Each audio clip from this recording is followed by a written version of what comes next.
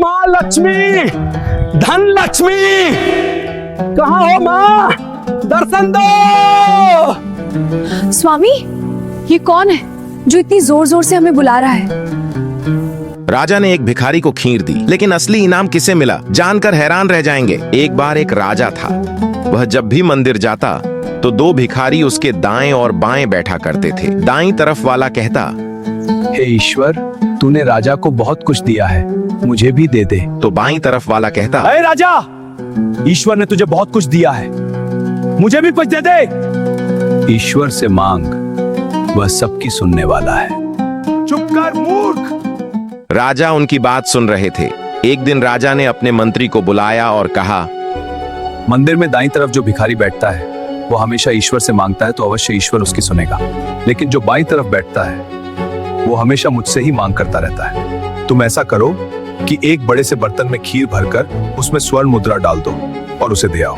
मंत्री उस खीर के बर्तन में मुट्ठी भर स्वर्ण मुद्राएं डाल देता है। उसे बाईं तरफ वाले भिखारी के सामने रख दिया। अब वह भिखारी मजे से खीर खाते खाते दूसरे भिखारी को चिढ़ाते हुए बोला, बड़ा आया, ईश्वर देगा। यह देख, राजा से मांग, मिल गया ना। खाते खाते जब उसका पेट भर गया तो उसने बची हुई खीर का बर्तन उस दूसरे भिखारी को दे दिया और कहा, ले पकड़, तू भी खा ले मूर्ख। अगले दिन जब राजा आया तो देखा कि बाईं तरफ वाला भिखारी तो आज भी वैसे ही बैठा है, लेकिन दाईं तरफ वाला गायब है। राजा ने चौंक कर उससे पूछा, क्या तुझे खीर से भरा बर्तन नहीं मिला? जी मिला था राजा जी, बड़ी स्वादिष्ट खीर थी, मैंने खूब पेट भरकर खाई। राजा ने पूछा, फिर? भिखारी बोला, फिर जब मेरा पेट भर गया तो जो दूसरा भिखारी यहाँ बैठता है मैंने उसको दे दिया और कहा, मूर्ख, हमेशा कहता रहता है ईश्वर देगा, ईश्वर देगा, दिले खा ले। राजा मुस्कुराकर बोला, अवश्य ही ईश्वर ने उसे दे ही दिया। भगवान ऊपर से सब देखकर मुस्कुराने लगे। भगवान हमें अपनी इच्छा के अनुसार सब कुछ देना चाहते हैं, पर क्या हमारी क्षमता है उसे ग्रहण करने की? इसी भाव के साथ भगवान की करुणामयी दृष्टि एक अन्य प्रसंग की ओर चली जाती है। ऊपर वैकुंठ लोक में भगवान विष्णु और माता लक्ष्मी आपस में बातें कर रहे थे। तभी उन्हें पृथ्वी लोक से एक आवाज सुनाई देती है, माँ लक्ष्मी, धन लक्ष्मी, कहाँ हो माँ? दर्शन दो। स्वामी, ये कौन है जो इतनी जोर जोर से हमें बुला रहा है? और कौन?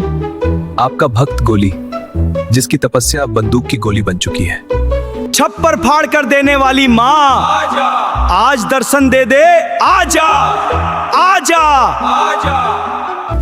स्वामी, आज ये तो घुनघोर तपस्या कर रहा है। आजा आजा। सबको लिफ्ट कराने वाली माँ, आज एक लिफ्ट इधर भी करा दे। स्वामी, अब तो मुझे डर लग रहा है, ये आजा आजा करके जबरदस्ती बुला रहा है।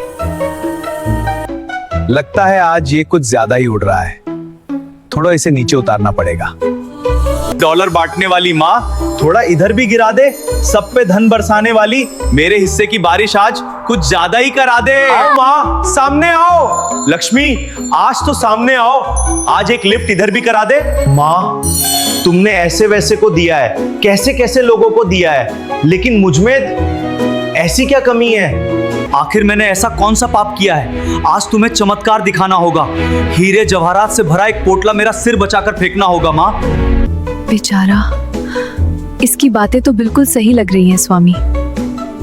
ये मेरा सबसे बड़ा भक्त है, हर रोज मेरी पूजा करता है। आज तो मैं इसकी लॉटरी खुलवा कर ही रहूंगी। इम्पॉसिबल लक्ष्मी, इस पर गरीबों के देवता की छाया है। स्वयं कुबेर भी जाए तो भी इसका कुछ नहीं हो सकता। आज मैं आपकी बात नहीं मानूंगी। माता लक्ष्मी हीरे जवाहरात से भरा एक पोटला उसके रास्ते में फेंक देती है। गोली एक फुटपाथ पर मस्ती से चल रहा था। उसी समय एक अंधा व्यक्ति हाथ में छड़ी लिए हुए गोली के सामने से गुजरता है। अगर मैं भी कभी अंधा हो जाऊं तो क्यों ना अभी से प्रैक्टिस कर लूं? बंद करके अंधा होने की एक्टिंग करता है। चलो प्रैक्टिस शुरू। और उसी वक्त वह पोटली उसके आगे आकर गिरती है और उसी हीरे जवाहरात के पोटले को ठोकर मारकर पार कर जाता है। अरे यार, बिना आंखों के चलना कितना मुश्किल है। हाय, ये तो सच में दुर्भाग्यशाली निकला। कहा था ना लक्ष्मी, गरीबों के देवता तुमसे भी ज्यादा पावरफुल हैं। भगवान की कृपा हर किसी पर होती है, पर अवसर पहचानना हमारे हाथ में है।